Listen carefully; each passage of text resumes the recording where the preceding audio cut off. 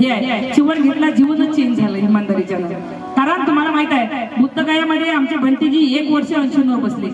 किती किती 1 वर्ष की बुद्ध गया आमचं आम्हाला भेटलं पाहिजे, बरोबर की नाही? कारण तो आमचा जन्मसिद्ध अधिकार आहे. पण तिथं सुद्धा सगळे पंडे नागोबा सारखे फणा काढून बसलेले आहेत, बरोबर की नाही? आम्ही जर त्यांना म्हटलं की तुमचं हिंदू मंदिर आमच्या ताब्यात द्या, राम मंदिर बांधलं नवीन, बरोबर की नाही? आम्ही जर म्हटलं राम मंदिर आमच्या ताब्यात द्या तर द्याल का तुम्ही?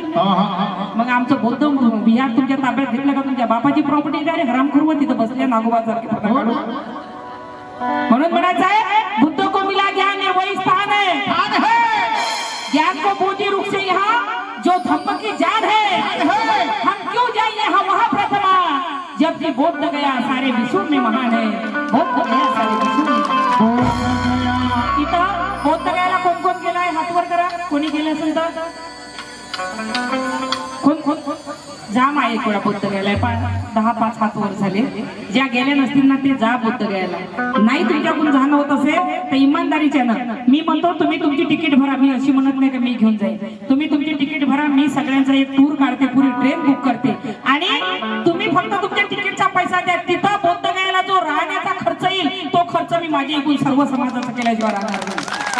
इमानदारीच्या ना तुम्ही चला माझ्यासोबत, 1 वेळा बुद्ध गयाला जा तुम्ही. कारण म्हणून म्हणायचं की हाँ धम्म की ताकत संस्कार में है, सच्चे संस्कार बुद्ध विहार में है, बिहार में है, सच्चे संस्कार बुद्ध विहार में है. जिस पेड़ के नीचे ज्ञान प्राप्त हुआ बुद्ध को प्रथमा, वो बोधि वृक्ष तो अपने बिहार में है, वो बोधि वृक्ष अपने बिहार में. अरे हज करने कोई मक्का मदीना जाते हैं, कोई 4 धाम की यात्रा करना चाहते हैं और उसे सच्चा धाम का एहसास हुआ प्रथमा, वो लोग श्री बुद्ध गया जाते हैं. क्यों? चिवडच्या अगोदर जीवन कसं होतं, काल जीवन कसं होतं आणि चिवड घेतलं त्यापासून जीवन कसं झालं की मेरा गुजरा हुआ कल गुजर गया, मेरा गुजरा हुआ कल गुजर गया, बिगड़ा हुआ सब कुछ सुधर गया. डोगरे भाऊ, बिगड़ा हुआ सब कुछ सुधर गया. जब से बनी बुद्ध की अनुयायी प्रथमा, कसम से तब से मेरा जीवन सुधर गया, तब से मेरा जीवन सुधर गया.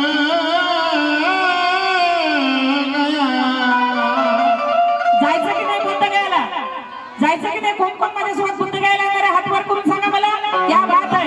अरे छोड़ सारी मोह माया,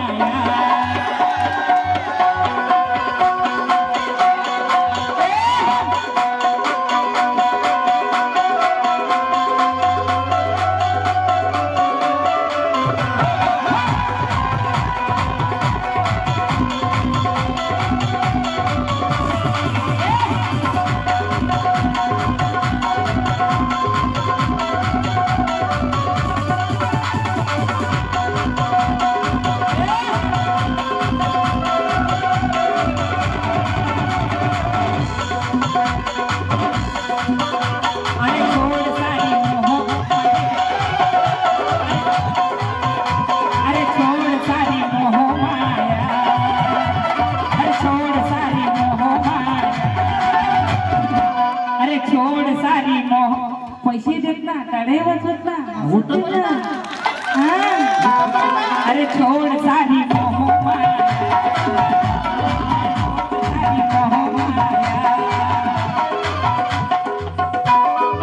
चल घर से अब निकलते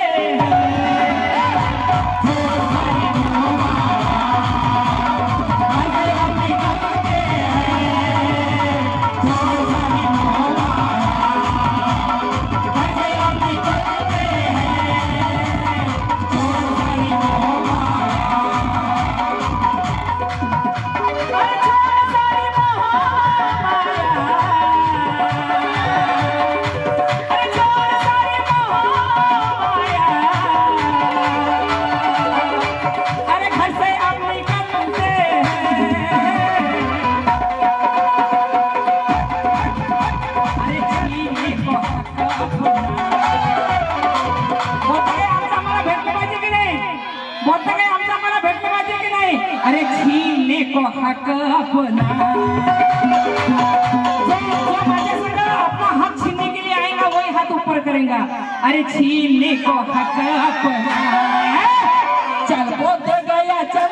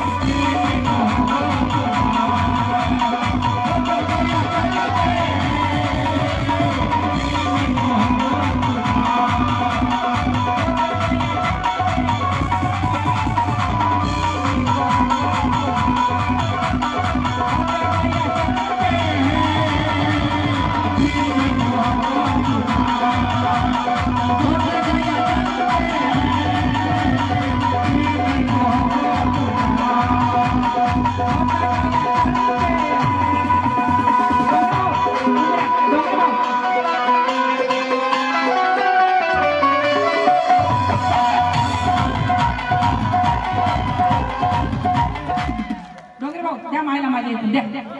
टाळ्या वाजू द्या. ये इकडे बघ. माझ्यासाठी एकदा टाळ्यांचा कडकाट होऊ द्या. अरे चीले को हक बुद्ध गया चलते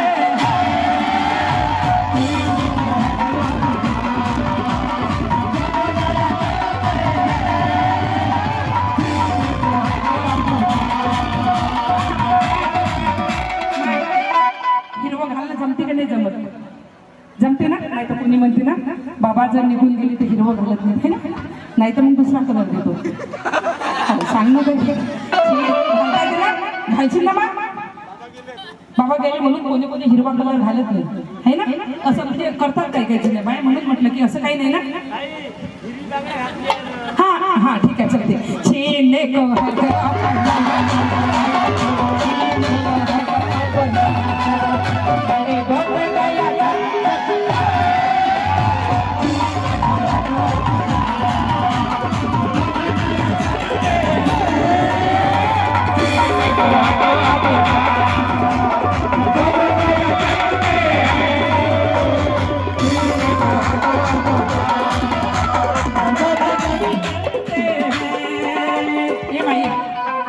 अरे चीले को हक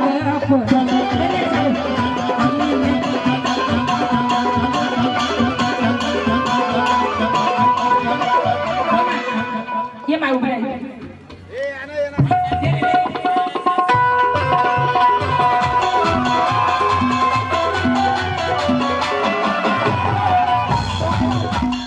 तुमच्या पत्नी कुठे?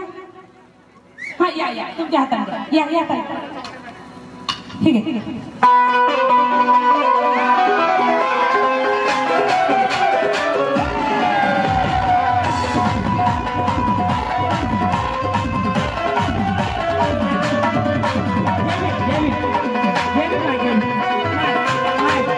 लेकीची हो माझ्या जो माझ्या 14 एप्रिलचं माझे गिफ्ट तुला.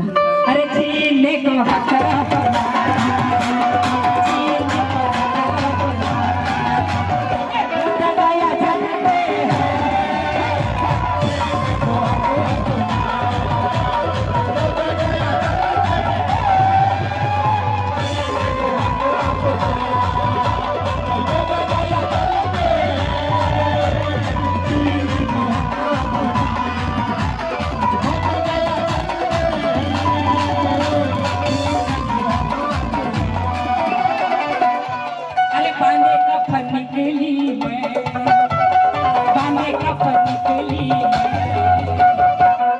मैं तो बुद्ध जो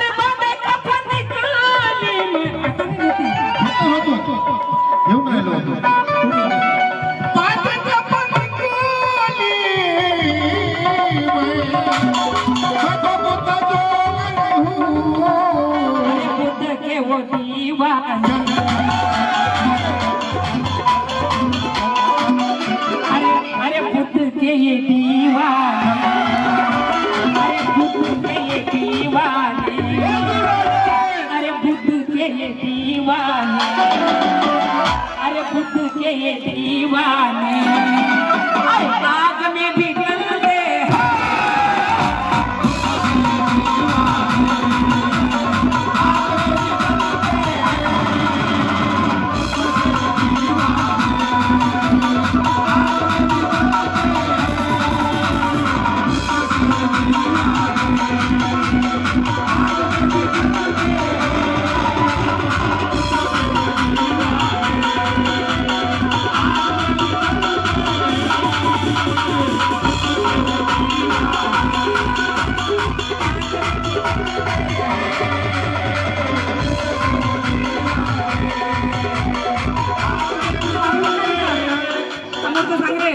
अरे बुद्ध के हो दीवाना.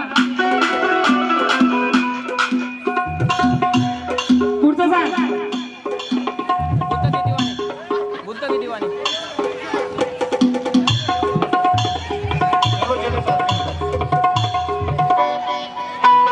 हॅलो चलो चले साथ मिलकर, चलो चले साथ मिलकर, चलो चले साथ मिलकर। ये साड़ी दे रही बबलू भाऊ, तुम्हारे हाथ से देना है, आओ इधर। चलो चले साथ मिलकर,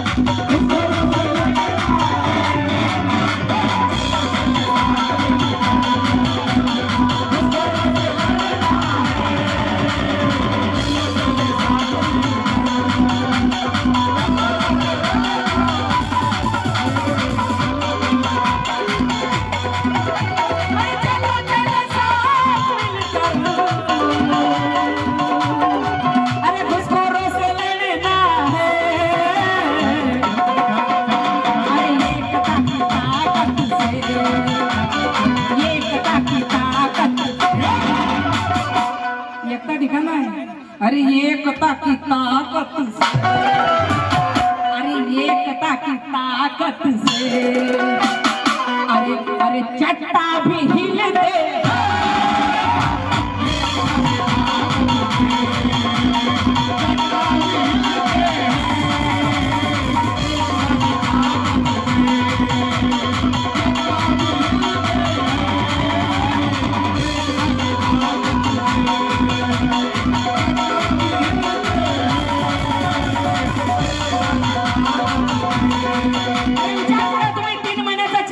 इमानदारीच्या त्या दिवशी जीवन समजलं मला जीवन म्हणजे काय।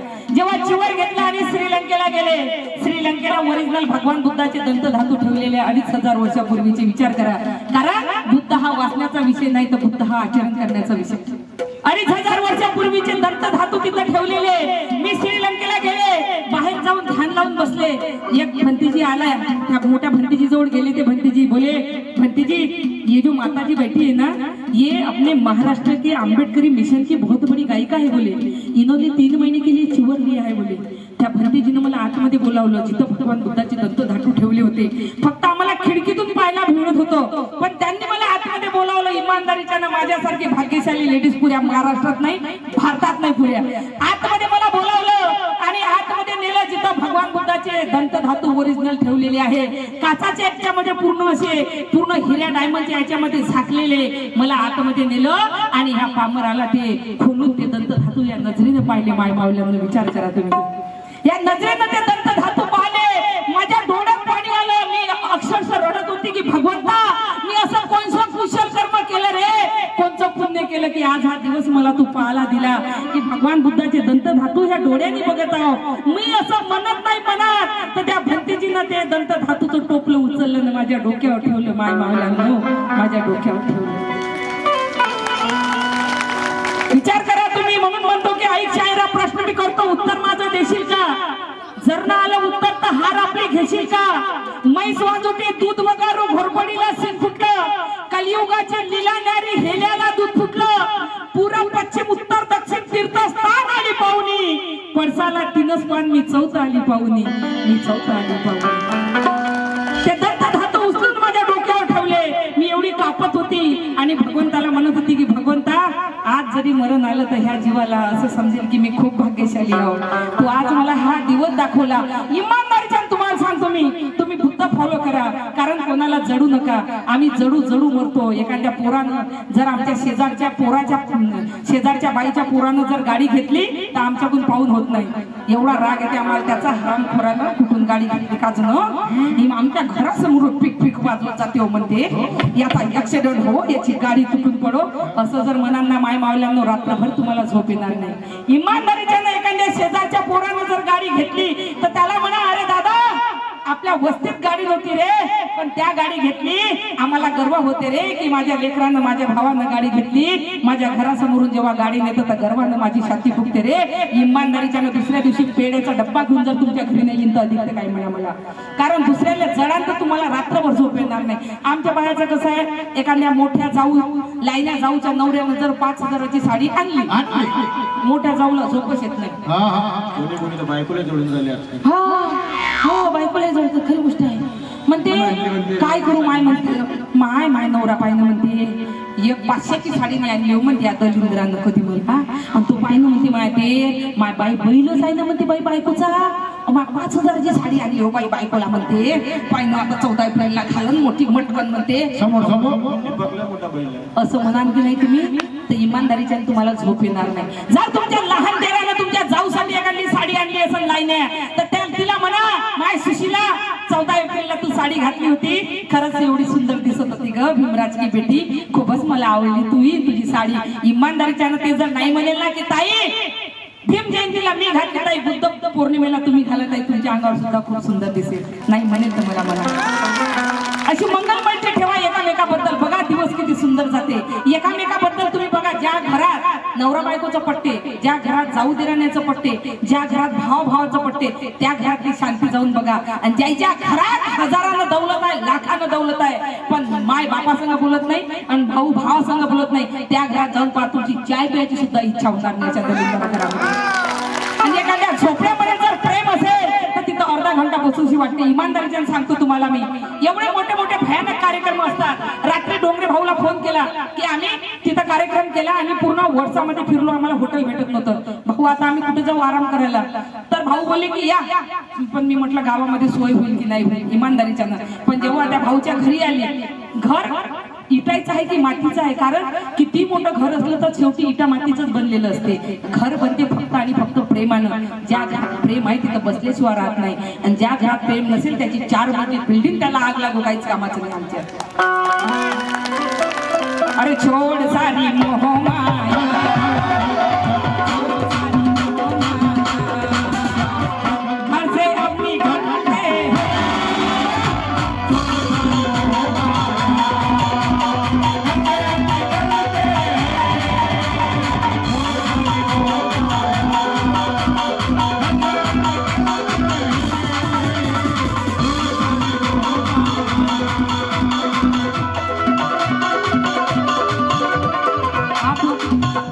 अरे अब खून का हर कतरा, अरे अब खून का हर कतरा, अरे अब खून का हर कतरा, अरे बह जाए तो परवाह नहीं,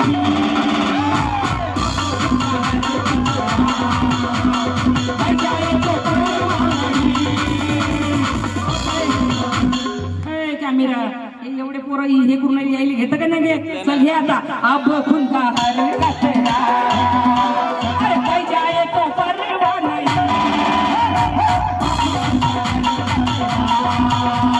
बह जाए तो परवाह नहीं,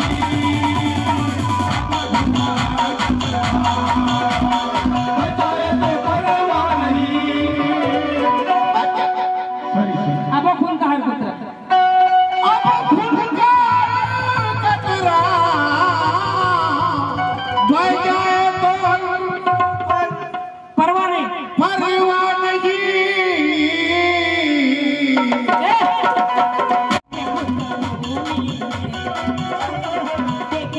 थोडासा त्याचा आवाज कम कर बरं, मला तबला ढोलक ऐकून आलं का माझा दिमाग काम नाही करत थोडसा. अरे देखे बुद्ध भूमि में, देखे बुद्ध भूमि में, अरे कैसे पंडे बने, अरे कैसे पंडे रहे थे,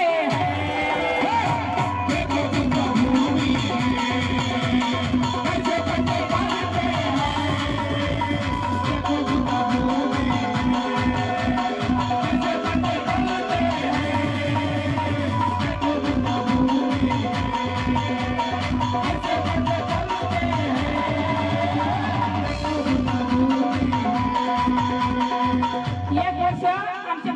तिथं 80 वर बसले. किती?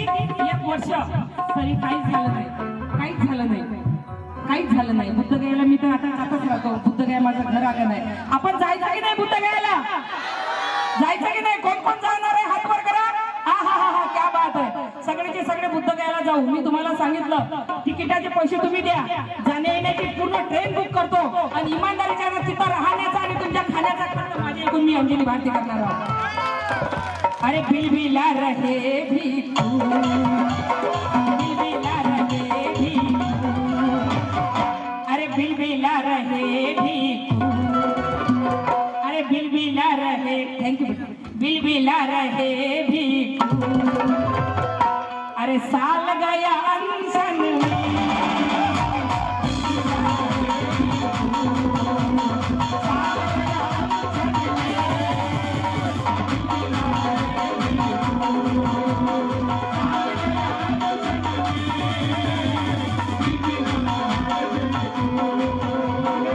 सगळ्याला भेटायला येतो तिकडे.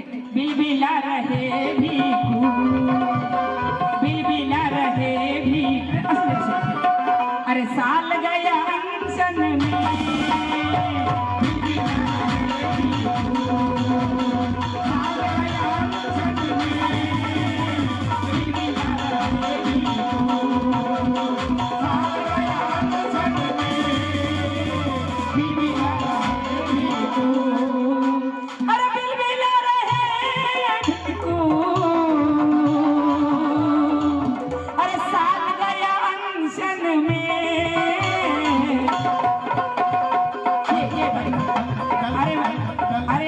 निकली तू भी निकल, अरे अब मैं निकली तू भी निकल. जो माझ्या संग निघणार आहे तोच हातवर कोण काळ्या वाजवत. अब मैं निकली ती निकल, भाई दीपक वहाँ मिलते,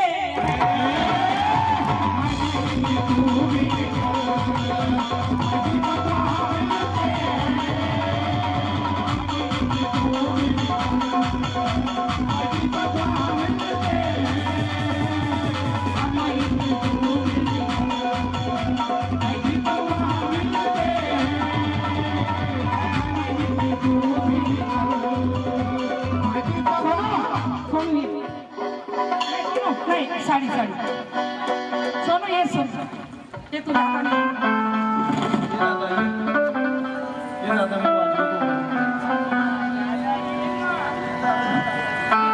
दे मायला माझ्या इथे. अब मैं निकली तू भी नहीं, मायसाठी टाळ्या होत्या मायसाठी.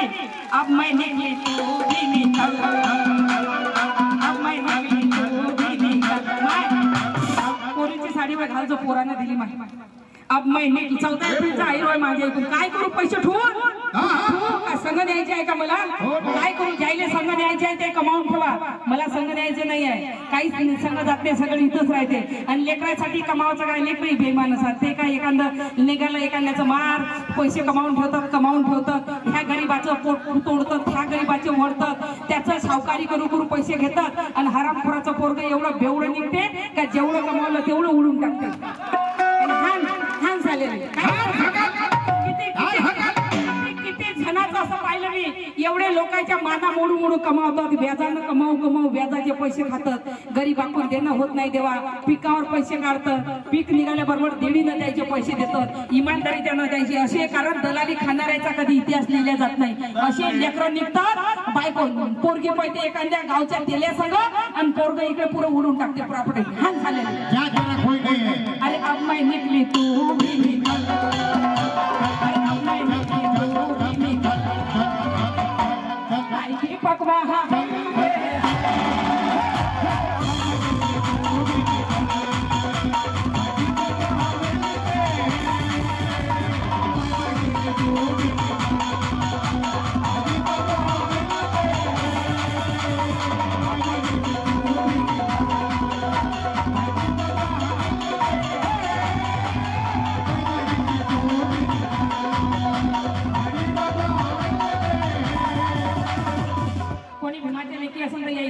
एवढ्या त्याच्यावर. अब मैं निकली, फक्त भीमाच्या लेखी गिदाणी येऊ नका, भीमाच्या वाघिणी. अरे अब मैं निकली तू भी निकल, अरे अब मैं निकली तू भी निकल, भीमाच्या वाघिणी.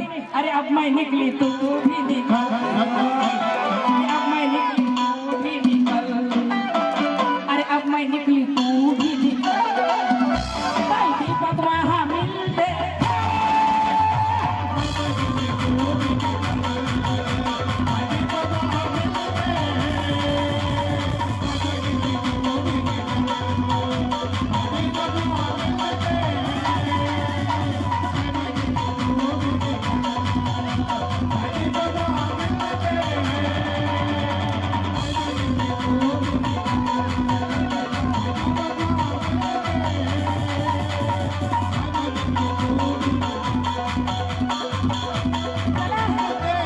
देवाच्या वाघिणीसाठी सगळ्यांनी टाळ्यांचा कडकाट होऊ द्या.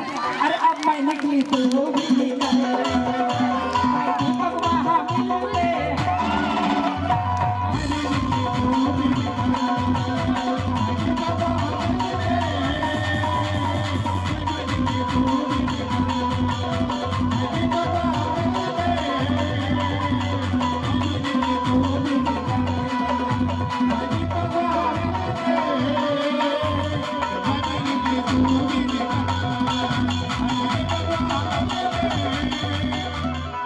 क्या लगा कल मूल नहीं बना तो आज भी नहीं बनेगा? हाँ? तुमको क्या लगा कि ये केस पेश लगी तो मैं ठंडी हो गई? ठंडी नहीं होती, कल भी मर गई तो ठंडी नहीं होती, इनकी ठंडी करती सालों की. हाँ, ऐसी ठंडी करती, मैं इधर इंजॉय करती तो उनको सबको काम पे लगा देती. मैं भी निकली तू भी निकली.